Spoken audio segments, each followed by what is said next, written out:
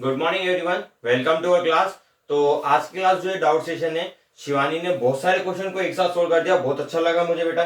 Shivani good, keep it up. ठीक है, तो इसने जो है डायरेक्टली क्वेश्चन सारे सोल्व कर लिए। अगर आपको बेटा डाउट आते हैं इनके बीच की किसी क्वेश्चन में तो आप बेफिक्र मुझसे पूछ लेना, मैं वापस से उसको एक्सप्लेन कर दूंगा। वैसे मेरे ख्याल से आने नहीं है, बहुत ज्यादा इजी है। तो डाउट में थे क्वेश्चन नंबर 13 और 14, तो मैं वो एक्सप्लेन कर देता हूँ आज आपको, है ना। ठीक है, चलिए क्लियर कर देते हैं थोड़ा सा अपन छोटा सा 13 और 14 क्वेश्चन को। पहले मैं बता देता हूँ आपको 13 वाला, तो 14 आपसे ऑटोमेटिकली हो जाएगा। फिर एक क्वेश्चन में ऊपर का क्वेश्चन ले लूंगा, आपको क्लियर हो जाएगा उससे और चीजें। ठीक है, चलिए स्टार्ट करते हैं। तो देखो 13 वाले में हमें क्या बोला गया, तो उसमें बोला है how many 3 digit number can be divisible by 7। How many 3 digit number can be divisible by 7। तो सबसे पहले तो अपन पता करेंगे, हमें 3 डिजिट नंबर निकालना है ना। तो 3 डिजिट नंबर स्मॉलेस्ट कौन सा होता है हमारे पास में, 100 होता है, और जो लार्जेस्ट होता है वो 999 होता है। ठीक है, लिख आप आपके हिसाब से देना। यहाँ मैं इसके पीडीएफ जो है आंसर शीट की प्रोवाइड करा दूंगा आपको। ठीक है, पूरी पूरी आखिरी में, चैप्टर के आखिरी में एक साथ पूरी प्रोवाइड करवा दूंगा, तो आप उसमें से देख लेना। ठीक है, तब तक आप थोड़ा सा इसको रफ वर्क में कर लीजिए पहले, या फिर आप अपने मन से लिख दीजिए, कोई इशू नहीं आता। ठीक है, खुद से करोगे तो ज्यादा बेटर है। 3 डिजिट नंबर का स्मॉलेस्ट हमारे पास में ये है, ठीक है, और ग्रेटेस्ट हमारे पास में ये है। लेकिन हमसे बात क्या की गई, हमसे बोला है 7 से डिविजिबल होना चाहिए। किससे डिविजिबल होना चाहिए, 7 से डिविजिबल होना चाहिए। तो हमें पता करना पड़ेगा 7 की टेबल में आने वाला स्मॉलेस्ट नंबर कौन सा है। तो कैसे निकालते हैं, तो सिंपल सा तरीका है, आप 100 को जो है 7 से डिवाइड कर दो। तो 7 बन जा 7, 3 बचा, ऊपर से आया 0, तो ये हो जाएगा 4 टाइम में 28, बचेगा हमारे पास में कितना, 2। हम क्या करेंगे, हमें क्या निकालना है, स्मॉलेस्ट नंबर निकालना है। तो हम क्या करेंगे, जितने नंबर आया उसमें से हम रिमाइंडर को माइनस कर देंगे, तो हमारे पास जो भी आंसर आएगा वो हमारे पास आंसर आ गया। अब क्या आया, हमारे पास 5 आया, तो हम इस 5 को क्या में प्लस कर देंगे, 100 में प्लस कर देंगे 5 को, तो ये आ गया 105। तो ये 105 स्मॉलेस्ट नंबर होगा हमारे पास में, जो कि 7 से डिविजिबल होगा। तो कभी भी आपको स्मॉलेस्ट नंबर निकालना हो तो ये तरीका होता है अपने पास में। ठीक है, क्या करना है, उस स्मॉलेस्ट नंबर को डिवाइड कर दो, जिसका भी स्मॉलेस्ट नंबर पता करना है हमें, जिससे भी डिविजिबल पता करना है मतलब, और जो रिमाइंडर बचेगा उसको हम डिवाइजर से माइनस कर देंगे, डिफरेंस को हम जो हमारे डिविडेंड से प्लस कर देंगे, तो हमारे पास में आ जाएगा। तो smallest 3 digit number divisible by 7 is 105। ये पहली चीज आ गई। अब हमें निकालना ग्रेटेस्ट, तो ग्रेटेस्ट का भी सेम मेथड कैसे निकालेंगे हम, 999 को हम जो है 7 से डिवाइड कर देंगे। 7 1 जा 7, माइनस 2 29, 4 जा 28, माइनस 1 19, 2 जा 14, तो हमारे पास बच जाएगा 5। ये 5 आया ना। अब हमें क्या निकालना, ग्रेटेस्ट निकालना है। तो कुछ नहीं करना, हमें जो हाईएस्ट नंबर है, जो मतलब हमारा डिविडेंड है, उसमें से हम रिमाइंडर को माइनस कर देंगे, तो 994। तो 994 वो नंबर होगा जो कि 7 से इजीली डिविजिबल हो जाएगा। तो यहां पर हम लिख देंगे greatest 3 digit number divisible by 7 is 994। यानी अब हमारी एपी जो बनेगी, तो एपी का जो फर्स्ट टर्म हो गया वो कितना हो गया हमारे पास में, 105। ठीक है, ये क्या हो जाएगा हमारे पास में, एपी का फर्स्ट टर्म हो गया, और ये हमारे एपी का लास्ट टर्म हो गया, यानी ए एन हो गया। मैंने आपको एक कॉन्सेप्ट समझाया था, ए एन और एल को हम इक्वल ले लेते हैं किसी किसी कंडीशन में, ये वैसी कंडीशन है कुछ, क्योंकि आखिरी टर्म है ना हमारे पास में, तो हम उसको ए एन बोले चाहे एल बोले, एक ही बात होती है। तो हम उसको इस तरीके से भी लिख सकते हैं। और कॉमन डिफरेंस कितना होगा, तो वो होगा 7 का।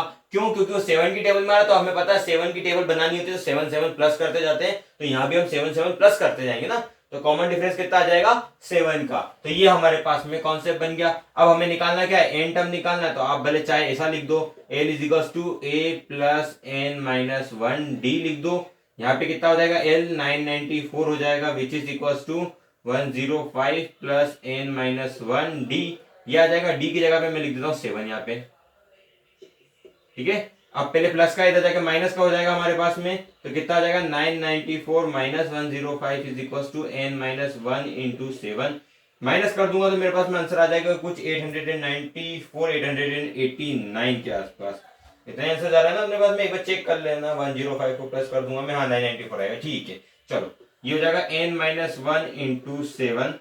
ये 7 मल्टीप्लाई में तो डिवाइड में हो जाएगा, तो ये हो जाएगा n minus one is to 889 upon में 7 यानी कि 1 बचेगा, 1 2 14 बचेगा 4 या 7, ठीक है 127 टाइम। तो n इक्वल टू कितना आ जाएगा 127, ये माइनस का था तो उधर जाके प्लस का हो गया, तो ये हो गया 128। तो n की वैल्यू हमारे पास और कितनी आ गई, तो n की वैल्यू आ गई 128, यही हमारा आंसर है। यानी कि कितने टर्म्स आते हैं हमारे पास में 3 डिजिट 7 से डिविजिबल 128 टर्म्स आते हैं। सेम इसे आपको क्वेश्चन नंबर 14 करना है, 4 से डिविजिबल या मल्टीपल बोला है, एक ही बात होती है, मल्टीपल यानी उसकी टेबल में आने वाले नंबर, डिविजिबल मतलब भी उससे डिवाइड होने वाले नंबर। इजी है, फटाफट कर लेना, आपसे हो जाएगा, ठीक है क्लियर है। चलो आगे बढ़ता हूं मैं, एक क्वेश्चन जो है और ले लेता हूं मैं, इसके ऊपर वाले जो कि हो चुके हैं ऑलरेडी शिवानी से, ठीक है। अब आप लोग खुद से कर लिया होगा तो अच्छी बात है, आपने नहीं किया हो तो समझ लेना, कोई दिक्कत नहीं है, ऐसे कोई प्रेशराइज नहीं है आपके ऊपर, ठीक है। तो आप उसको कर लेना। मैं एक क्वेश्चन ले लेता हूं आपके बुक में से ही, कौन सा लें, चलो क्वेश्चन नंबर 9 ले लेता हूं, ठीक है। 9 की बात कर रहा हूं, तो क्वेश्चन में लिखा हुआ है if the third and the ninth term of an AP is 4 and -8 respectively, respectively मतलब कि पहला वाला जो है वो थर्ड टर्म है, यानी A3 हमें दे रखा है 4 और A9 दे रखा है हमें -8, ठीक है।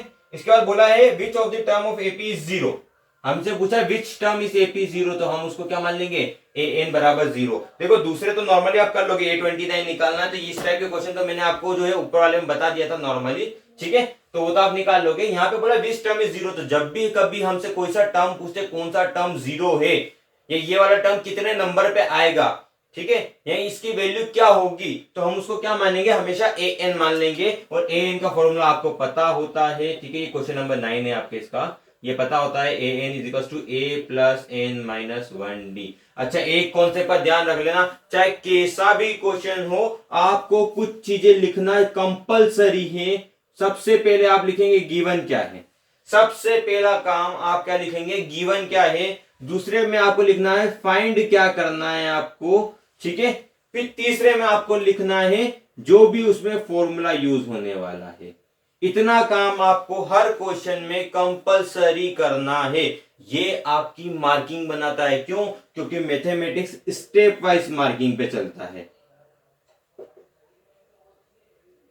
और जब स्टेप वाइज मार्किंग होती है ना अपने पास में, तो इसके भी हमें नंबर मिलते हैं। अगर सपोज कर लो ये क्वेश्चन हमारे पास में 4 नंबर का आ रहा है, तो ये मान लो 1/4 इसका दे दिया, 1/4 इसका दे दिया, 1/4 इसका दे दिया, यानी कि हमारे पास में बिना सॉल्यूशन करे हमें कितना मिल गया, 3/4 मिल गया। कभी कभी 1 मार्क्स भी मिल जाता है इसका, ठीक है। तो ऐसी कंडीशन में हमें क्या मिल गया, पूरे नंबर मिल गए। जब हम इसको नहीं लिखते ना तो ये मार्किंग कर गई, तो आपने पूरा क्वेश्चन सही भी किया होता है तो भी 1/4 मार्क्स रिड्यूस हो सकता है, ठीक है। तो इस कंडीशन में हम क्या करते हैं, तो हम ये चीजें लिखेंगे जरूर। तो गिवन लिख दिया हमने, इसकी वैल्यू फाइंड करनी है, मतलब हमें क्या फाइंड करना है, एन फाइंड करना है, ये निकल जाएगा।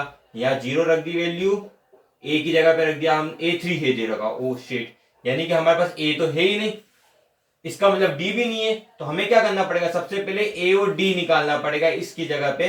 तो हम क्या करेंगे, देखो A3 बराबर होता है a प्लस 2d, ये हो गया 4 equals to a plus 2d, ये इक्वेशन नंबर 1 हो गई हमारे पास में। अगली क्या दे रखी है हमारे पास में, तो अगला दे रखा हमें A9, तो A9 इजिकल्स होता है a प्लस 8d, यानी कि -8 equals to a plus 8d, ठीक है। ये हो गया हमारे पास इक्वेशन नंबर 2। देखो मैं ना थोड़ा स्पेस वाइज नहीं रहता है तो इसलिए ऐसे लिख रहा हूं, ठीक है। अब क्या कर देंगे, हम सेकेंड इक्वेशन में से फर्स्ट इक्वेशन को माइनस कर देंगे, तो क्या हो जाएगा, देखो इस वाले टर्म को इस वाले टर्म से माइनस करेंगे तो -8 -4 हो गया।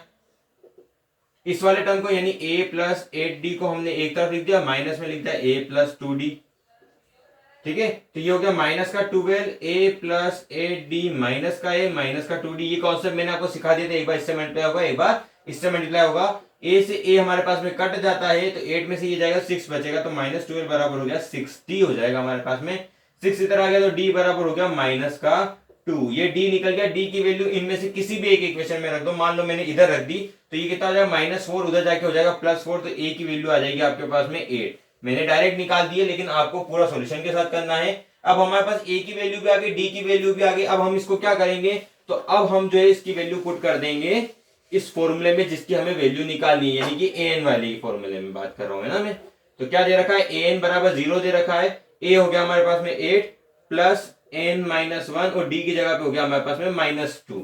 ठीक है, 8 इधर आएगा तो ये क्या माइनस का 8 is equal to n-1 into -2, multiply इधर में आएगा डिवाइड में अपने पास में, तो ये क्या -8 upon -2 is equal to n-1, cut गए ये सब तो आ जाएगा 4, तो ये हो गया n-1 इज इक्वल टू 4, यानी कि n is equal to 4 plus 1, यानी कि हो गया n इज इक्वल टू 5, यानी फिफ्थ टर्म जो होगा हमारे पास में वो क्या होगा, 0 होगा। क्लियर हो गया आपको? तो इस टाइप के सारे क्वेश्चन को आप कर लेना, मेरे ख्याल से मोस्ट प्रॉब्लम पूरी एक्सरसाइज हो जाएगी। फिर भी कोई डाउट आता है तो कमेंट सेक्शन में क्लियर कर देना, ठीक है। और फिर भी अगर आपको अच्छा लगता है, सारी चीजें सही है, कोई दिक्कत नहीं है, कोई डाउट नहीं, तो ये कर लेना। आपको कमेंट सेक्शन में कुछ स्पेशल चीज लिखने की कोई जरूरत नहीं है, कोई दिक्कत नहीं बेटा, ये कर लोगे ना तो मुझे समझ में आ जाएगा, ये आपकी एक तरीके से अटेंडेंस का भी काम कर लेगा, ठीक है। तो मुझे ये मालूम पड़ जाएगा टेंटेटिवली कि कितने लोगों ने मेरा वीडियो पूरा का पूरा देखा है, ठीक है। तो उससे मुझे थोड़ा सा क्लियर हो जाएगा कि हाँ इन बच्चों ने पूरा देखा है। फिर आप लोग डाउट पूछ लोगे तो मेरे पास 100% क्लियरेंस आ जाएगा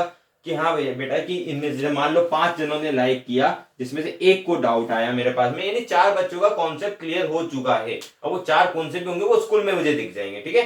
अब अपन इस मेथड को फॉलो कर ले, ठीक है। तो आज के लिए इतना ही, thank you, have a nice day, stay home, stay safe, ठीक है।